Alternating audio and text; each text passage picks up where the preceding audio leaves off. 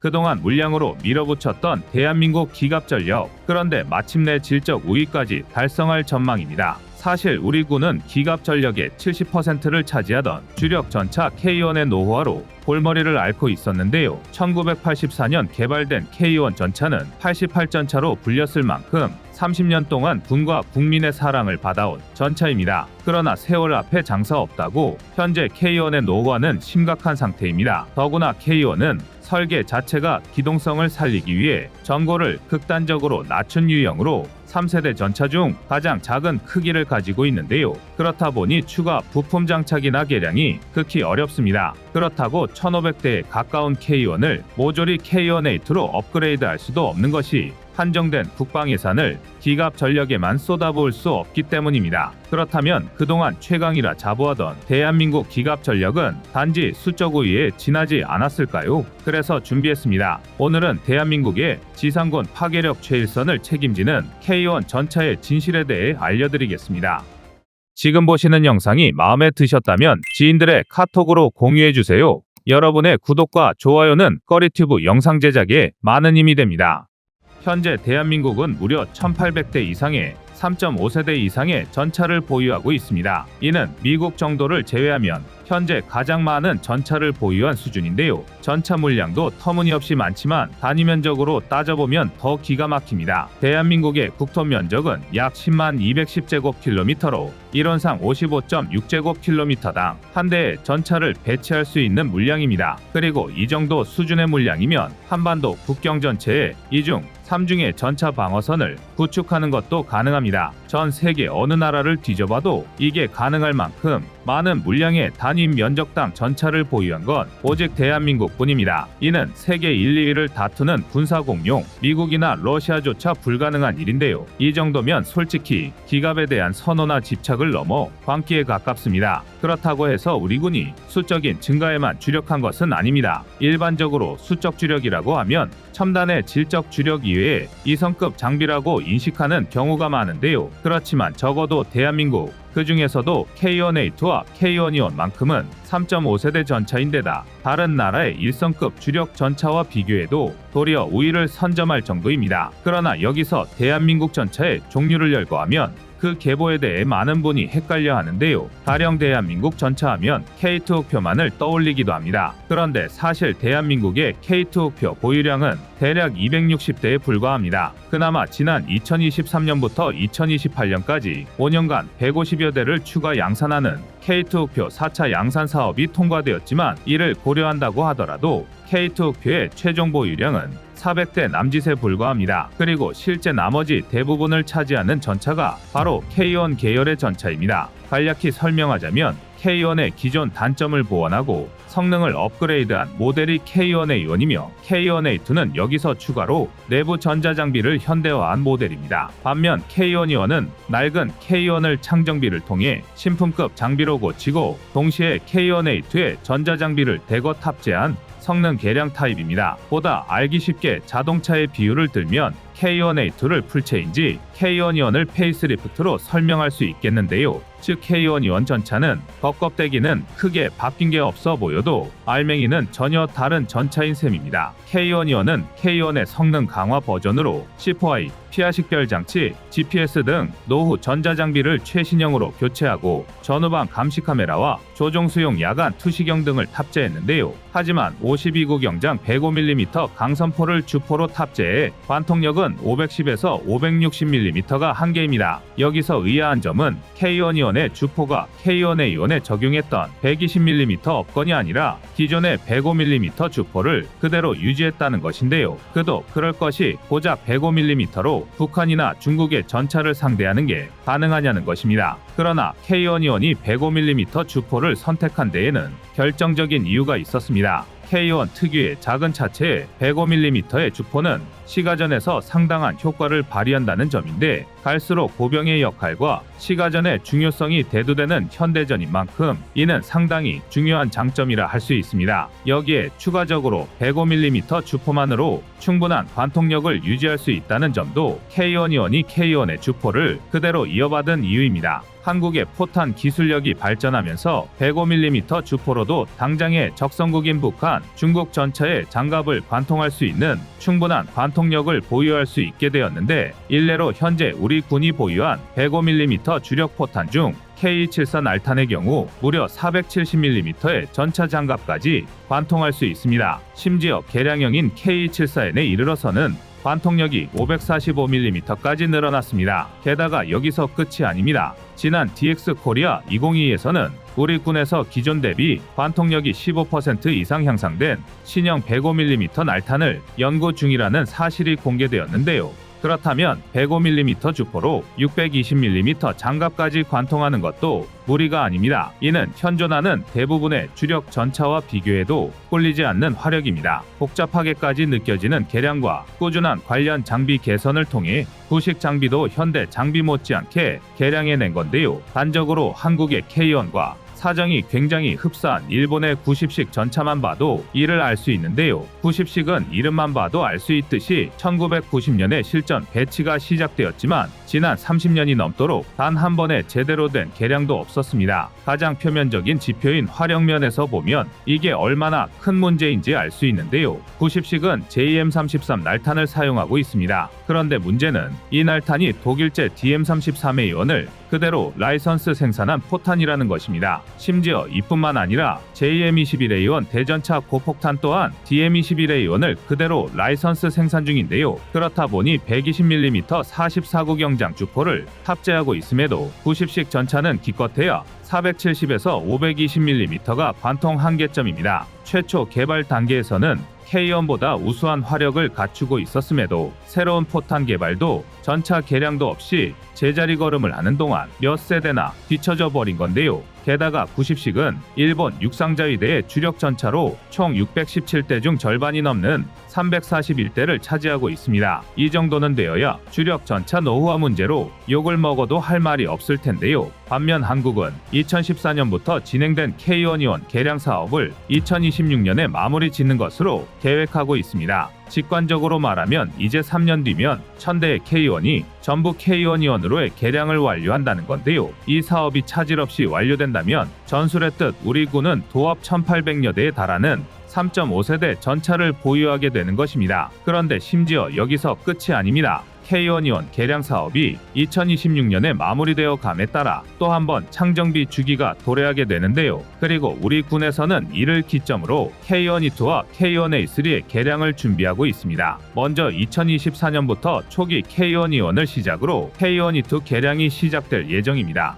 K122의 가장 큰 변화는 생존성이라고 할 수 있는데요. K122에서는 RWS 원격 무장 운용 체계와 함께 항상 약점으로 지목되었던 MBC 양압 장치가 적용될 예정입니다. 또한 시인성을 크게 개선한 신형 포수 조준경과 APU가 장착될 예정인데요. APU는 보조 동력 장치로 APU가 장착될 경우 양압 장치를 사용하거나 폭격을 가하기 위해 계속 시동을 켜둘 필요가 없어 전차 매복과 같은 작전 임무에 굉장히 유리합니다. 심지어 K1A3에는 K122에 적용될 개량 사항과 함께 3세대 복합 장갑으로 방어력을 더욱 끌어올리고 360도 외부 감시 체계가 추가될 예정입니다. 시가전은 K122에 담당하게 하고 K1A3는 K2와 함께 본격적인 전차전을 준비하는 모양새인데요. 이쯤 되면 중국의 최신형 3.5세대 전차인 99A식이나 일본의 10식 전차와 비교해도 대등하거나 그 이상의 성능일 것으로 추측됩니다. 그런 K122가 민간에 공개되었다는 건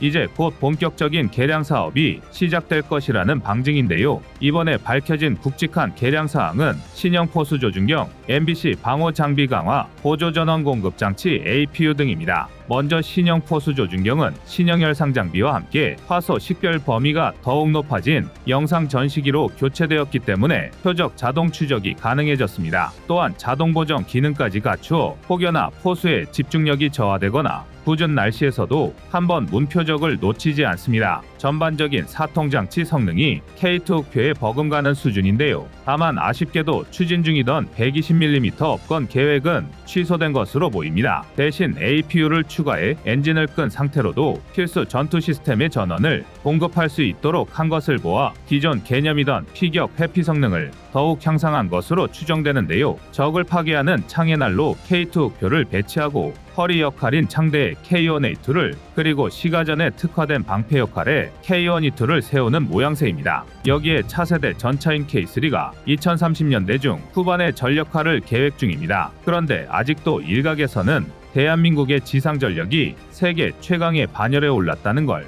인정하지 못하고 있습니다. 가령 대한민국이 여전히 M48A3K, A5K 패턴을 운용 중인 것을 들어 우리 기갑 전력을 허울뿐인 깡통쯤으로 매도하는데요. 그러나 M48 패턴은 퇴역 처리만 되지 않았을 뿐 사실상 치장물자 취급이며 그마저도 후방 동원보충대대로 전환 배치되고 있습니다. 오히려 대한민국 최전선부터 최후방까지 전차로 전 국토를 뒤덮을 수 있다는 걸 대단하게 생각해야 하지 않을까 싶은데요. 실제로 전차와 자주포에 있어서만큼은 대한민국이 미국과 어깨를 나란히 하고 있다고 해도 절대 과장된 표현이 아닙니다. 이처럼 대한민국은 평범한 국가가 따라올 수 없는 독특한 전차 운용 전략을 펼치고 있으며 이 모든 것이 가능한 데엔 그만한 자격과 능력을 모두 보유했기에 가능한 일인데요. 하지만 절대 이 자리에서 안주해서는 안 될 것입니다. 우리의 기술력이 뛰어난 것은 맞지만 결코 불가능한 수준은 아닌데요. 대한민국이 현실에 안주하지 않고 끊임없이 더 먼 미래로 나아가길 바랍니다. 여러분의 구독과 좋아요가 꺼리튜브 운영에 많은 힘이 됩니다. 현재 세계 최고의 전차라는 명성을 얻고 있는 K2의 지위가 위협받고 있습니다. 재원이나 성능 같은 스펙으로는 K2에 비견할 만한 전차가 있긴 하지만 해외 수출 기준으로 봤을 때 가격 대비 성능, 빠른 납기와 신뢰할 수 있는 후속 지원 등의 종합적인 면으로 평가하면 K2를 따라올 전차가 없습니다. 그러나 영원한 승자가 없는 것처럼 무기 분야에서도 영원한 절대적 강자는 있을 수 없습니다. 대전차 미사일과 드론 등 첨단 무기들이 등장하며 한때 전차 무용론이 대두되기도 했으나 러시아 우크라이나 전쟁, 이스라엘 하마스 전쟁의 실전 사례를 통해 전차가 지상전의 왕자라는 사실을 다시 한번 확인할 수 있었습니다. 따라서 미국, 독일, 프랑스 등 오랫동안 세계 무기 시장을 주름잡던 전통과 관록의 기존 방산 강국들은 K2와 대결하는 것을 포기하고 아예 새로운 개념의 차세대 전차 개발에 본격적으로 나서고 있습니다. 그렇다면 앞으로 전차 강국이라는 대한민국의 위상은 반짝하고 사라질 짧았던 추억으로 전락하게 될까요?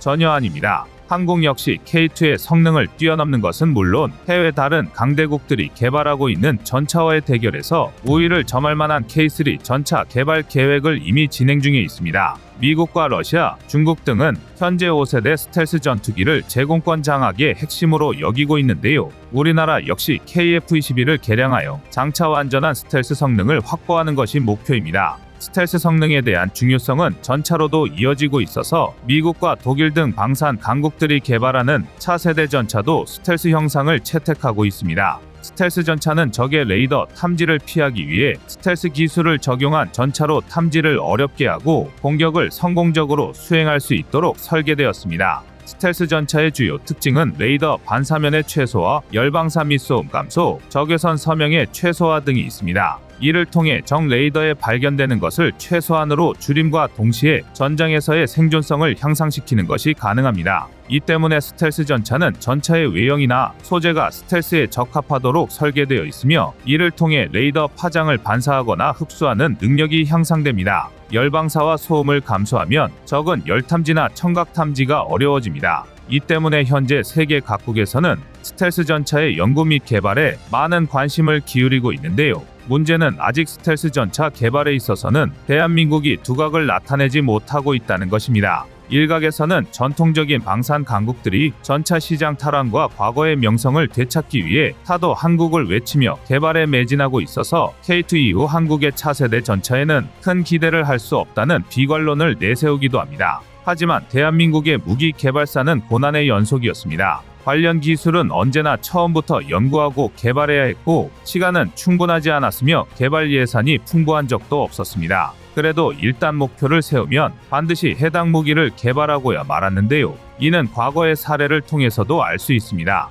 한국은 자체적인 순항 미사일을 개발해 보유하고 있는데요. 그중 하나가 해성입니다. 이 해성 미사일의 개발에는 무려 7년의 시간이 걸렸습니다. 그 오랜 기간 동안 모든 과정이 극비리에 진행됐고 총 14번의 비행 테스트를 거쳤습니다. 개발된 지 20여 년이 지났지만 해성의 개발은 결코 순탄치 않았습니다. 국방과학연구소 ADD가 해성의 개발을 시도한 것은 지난 1993년으로 거슬러 올라갑니다. ADD는 한국에도 토마호크나 하푼에 준하는 성능의 미사일이 있어야 한다고 여겼고 1996년 해성 개발을 위한 팀을 꾸렸습니다. 탐색 개발이 시작되었고 필요한 기술들을 습득하기 시작했습니다. 그러나 팀을 꾸리고도 거의 3년에 이르도록 그 필요성과 가능성은 인정받지 못했습니다. ADD는 현무 미사일 등을 개발한 경력이 있었고 개발팀의 멤버들 역시 그 당시의 핵심 인력들로 구성되어 있었습니다. 하지만 그럼에도 정부 관계자들 대부분은 한국이 탄도 미사일이라면 몰라도 순항 미사일을 만들 수 있을 것이라고는 여기지 않았습니다. 탐색 개발 기간의 성과가 물거품이 될 위기였으나 각고의 노력 끝에 1999년 11월에 이르러서 마침내 ADD는 체계 개발 계약을 따냅니다. 단순히 가능성을 증명하는 데에만 그만큼의 시간이 걸렸습니다. 개발 프로젝트가 본격적으로 궤도에 올랐지만 주어진 시간은 길지 않았습니다. 2003년 10월 국군의 날 행사까지 개발 완료할 것을 요구받았던 것입니다. 인력과 예산도 많았다고는 말할 수 없었습니다. 이런 여건에서 순항 미사일을 만들어내는 것은 당시 순항 미사일 기술을 보유하고 있었던 세계 6개국의 전문가 누구라도 고개를 가로젓는 일이었습니다. 심지어 그 전문가들 중 하나는 기술 시찰을 위해 찾아갔던 한국 연구원에게 이 프로젝트는 절대 성공할 수 없다고 장담하기까지 했습니다. 그러나 우리 연구원들의 의지는 굳건했습니다. 엔진, 구동부, 탐색기 등 기존 탄도 미사일에는 필요하지 않았던 낯선 기술들 전부를 스스로의 힘으로 국산 개발할 것을 천명한 것입니다. 우선적으로 주어진 과제는 엔진이었습니다. 기대하는 성능을 발휘하기 위해서 필요했던 엔진의 성능은 하푼보다 사이즈는 작으면서도 출력은 1.5배에 달해야 했습니다. 시작과 동시에 높은 벽에 부딪힌 것입니다. 미사일용 엔진 개발 경험이 없었던 ADD는 민간 엔진 제작업체와 협력하기로 결정했습니다.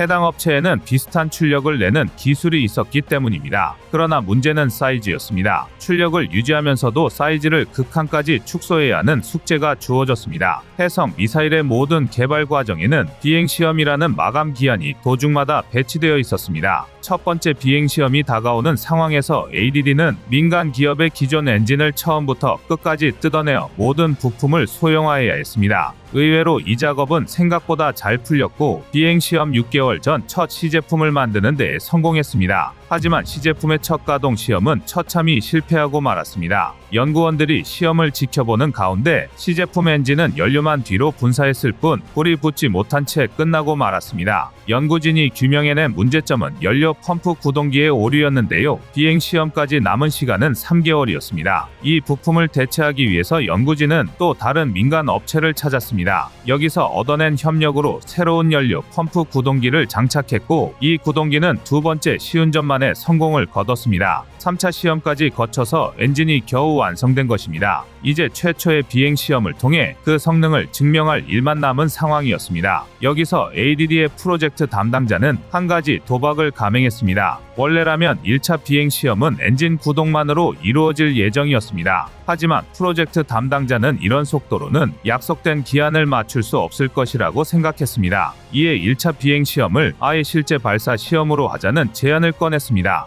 연구진들의 부담은 더욱 커지겠지만 대신 단 한 번의 실험으로 훨씬 많은 데이터를 얻을 수 있으며 시험이 성공한다면 프로젝트의 성공 가능성을 투자자들에게 확신시킬 수 있었습니다. 다만 시험이 실패한다면 담당자 본인은 어떤 식으로든 책임을 져야만 했습니다. 결국 이 제안은 받아들여졌고 다행히 한국이 처음으로 만든 순항미사일용 엔진은 제 성능을 뿜어내주면서 보란듯이 시험을 성공시켰습니다. 이걸로 해성 미사일이 완성될 수 있다는 확신이 연구원들 사이에 뿌리 내렸습니다. 그러나 곧이어 엔진 축소화와 구동장치 개발이라는 벽에 부딪히고 말았고 이 고비를 넘기자 다시 탄두 개발이라는 쉽지 않은 장애물이 등장했습니다. 이 밖에도 온갖 어려움이 튀어나왔지만 ADD 개발진들은 결국 해성을 목표했던 기간 내에 성공적으로 개발해내고야 말았습니다. 지금까지의 내용으로 확실히 알 수 있는 건 한국은 개발하기로 한 무기는 어떤 식으로든 개발한다는 것입니다. 다시 차세대 스텔스 전차 이야기로 돌아오면 현재 미국, 러시아, 유럽은 물론 중국도 스텔스 전차 개발에 열을 올리고 있습니다.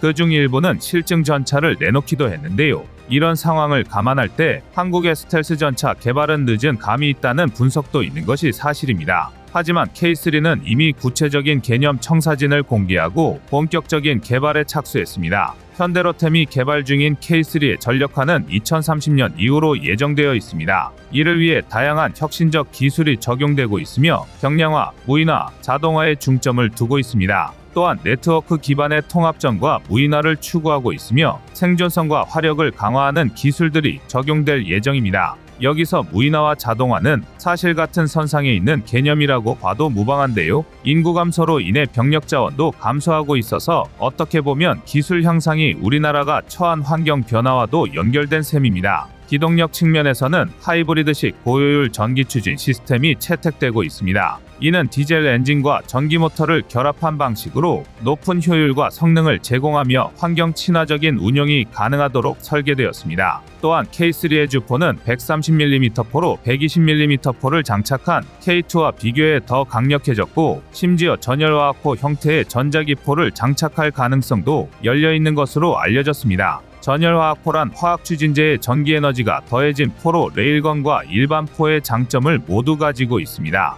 하지만 전열화학포의 단점에 대한 지적도 만만치 않기 때문에 실제로 적용될지는 시간을 가지고 더 지켜봐야 할 것 같습니다. K3 전차는 무인화에 대한 방향성도 찾아볼 수 있는데요. 원격 사격 통제 시스템인 RCWS가 있어 사수가 외부로 신체를 노출시키지 않고 안전하게 사격하는 것이 가능합니다. 여기에 한국 전차 운용의 고질적인 단점으로 지적되던 문제도 개선되는데요. 영상 등을 통해 조종수가 해치를 열고 전차 밖으로 몸을 내놓고 운행하는 것을 보신 적이 있을 겁니다. K3에는 6개의 카메라로 구성된 영상 장비가 장착돼 내부에서도 외부 상황을 360도 조망할 수 있어 승무원의 안정성이 크게 향상될 예정입니다. K3를 운영하는 승무원은 전차장, 조종수, 호수 이렇게 3명일 것으로 예상되는데요. 포탑 하부의 캡슐형 승무원실에 탑승해 생존성 향상을 더욱 증대시킵니다. 여기서 끝이 아닙니다. K3도 미국과 유럽 등 해외에서 개발하는 차세대 전차와 마찬가지로 스텔스를 목표로 하고 있는데요. 차량 자체가 최첨단 복합 장갑을 채용하고 있어서 상당한 방어력뿐만 아니라 독특한 디자인의 허니컴 구조로 되어 있어서 외부에서의 타격뿐만 아니라 전차 내부에서 발생할 수 있는 화재로부터 승무원실에 피해가 미치지 않도록 개발되었습니다. 미국과 유럽 등에서 개발하고 있는 차세대 스텔스 전차는 이미 실증 모델까지 나오고 있는 상황입니다. 새롭게 전차 강국으로 떠올라 방산시장에서 위용을 뽐내는 대한민국이 지금의 위치를 고수하기 위해서라도 K3 전차의 순조로운 개발을 기원하겠습니다. 이상 꺼리튜브의 두 번째 미션이었습니다.